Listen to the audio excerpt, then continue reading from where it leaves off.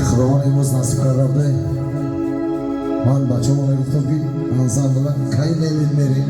این امروز خداوند نصیب کرده بوده. توی مبارک باشه. یک بار دیگه از نامی آقای عادل جان توی مبارک شه. شهرزاد جان پدر عزیز امروز زاده روز داره. آقای فرهاد جان 100 ساله شوید بانازان پیر شوید.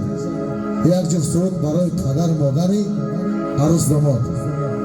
همه کسی رقصی بازی میکنیم توی آباد میکنیم. شهرزاد جان توی مبارک شه شهرزاد. دادا جانم منه، آنا جانم منه، عالم ده یکیست، یک عالم منه. دادا جانم منه، آنا جانم منه، عالم ده یکیست، یک عالم منه.